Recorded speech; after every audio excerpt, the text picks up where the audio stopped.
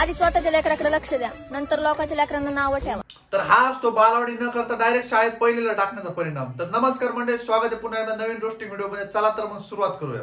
झक मारत गेली लॉयलिटी, जो माझ्यासोबत तसा मी त्याच्यासोबत तशी.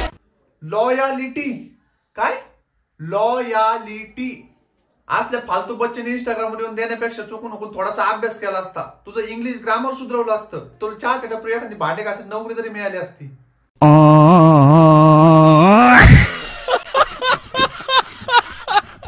ज्यांना ज्यांना वाटतं की नाही मला तुमची गरज आहे, त्यांच्या माहिती करता सांगतो. अरे हा नेमका पोर आहे का पुरी? तुमच्यासारखे आमच्याकडे 100 आहेत आणि त्यात तुमचा बी नंबर आहे. अरे बाबा, त्याच्यासारखे 100 असल्यानंतर त्याचा नंबर नसतोय, कारण ते ओरिजिनल असतो, बाकी 100 कॉपी असतात. जा आपलं स्वयंपाकाचं बघा. फक्त नशिबाने हारले रे मी, नाहीतर तुझ्या आत्ताच्या खर्चुले गर्लफ्रेंड पेक्षा 10 पटीने चांगलेच होते आम्ही. फक्त नशिबाने ना मुन्ना ना, तू फक्त नशिबाने नाही, तुझ्या तोंडाने, तुझ्या अंगाने आणि थोड्याशा बॉडीमध्ये असलेल्या जास्तीच्या मेलॅनिननी पण हारलीस. अरे बाप रे, ये तो धोती खोल रहा है. मी देवाला विचारलं ती का सोडून गेली, मला तिची काय मजबुरी होती. देवाने हसून उत्तर दिलं, ना चूक तुझी होती ना चूक तिची होती, मी कहाणीच अधुरी लिहिली होती. तू डायलॉग ChatGPT कडून मागून घेतला, परंतु तू एवढी बालिश बुद्धी ते मला आत्ता समजलं. अरे मंदबद का, बायसेक्शुअल आहेस का तू? कारण आपण कॉपी केलेले डायलॉग जेंडर नुसार चेंज पण करावं लागतात, आणि हे जर तू लवकरात लवकर थोडी बुद्धी वापरून चेंज नाही केलं तर काही दिवसात तुला फक्त एकच प्रश्न विचारतील, गे है गे? फक, ये कैसे हो गया?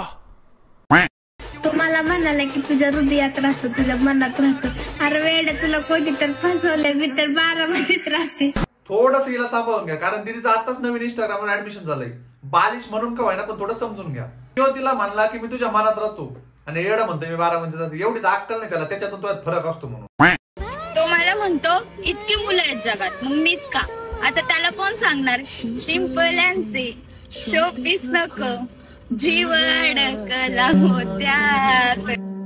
हो, अगदी बरोबर समजलं. ही त्याच मोत्याची बात करते ज्याच्या 24 तास तोंडात विमल, गुडघ्यापर्यंत घातलेली जीन्सची पॅन्ट, हातात हप्त्यावर घेतलेला आयफोन आणि बोच्याखाली कोणाकडून तरी मागून आणलेली केटीएम असते. बाई आपलं पार्टी पेन्सिल घ्यावा, शाळेत जावं, शिकावा, उगा इंस्टाग्राम म्हणून छपरीपणा नाही करावं. अच्छा, हमको सिखा रिया है.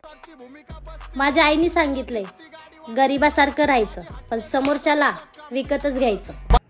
आई जावं तुला सांगत तेव्हा तू नेमका कोणता माल फुकला होता जेवढं वाक्य चुकतंय? झाडा खालचा 50 रुपयाचा गॉगल घालून विकत घ्यायचा बाता करते कुत्र्याचं पिल्लू. भाई यहाँ पे क्या हो रहा है? भाई यहाँ पे क्या हो रहा भाई? विषय करायचा तर टॉपचा करायचा, आपल्या खानदानात कोणीच नाही केला पाहिजे. फॉर एक्झाम्पल कसं ते सांगू, पोरं पुरी घेऊन पळून जायचं, आपण 45 वर्षाचा काका घेऊन पळून जायचं. कसं? टॉपचा विषय. नाही तर माझी गुड्डी पहिल्यापासून, माझी गुड्डी कॉलेजला असताना 3-3 दिवस पळून जायची, पण गुड्डीनं कोणाला धक्का लागू दिला नाही. लोकांना काय सांगता, हप्त्यावर गाडी घेतली आम्ही, गाडीच्या प्राइस मध्ये तुझी जागा आणि तुझं घर दोन्ही येऊन जाईल. आणि एक गोष्ट आहे, गाडी हप्त्यावर नाही, कॅश घेतलेली, कॅश. कळलं का? छगनचा भाऊ मगन उगा बेंटेन्स गायत घालून बिनकामाची बच्चन तरी देऊ नको. काय तर म्हणे जमिनी सकट घर, ते पण थारच्या किमतीत. अरे थारच्या किमतीत 1 आर येतात शहरामध्ये. बात तो सही है. दौड़ना तो पड़ता है. तर आजच्या व्हिडिओसाठी एवढंच. भेटूया पुन्हा एकदा नवीन रोस्टिंग व्हिडिओ मध्ये. तोपर्यंत धन्यवाद.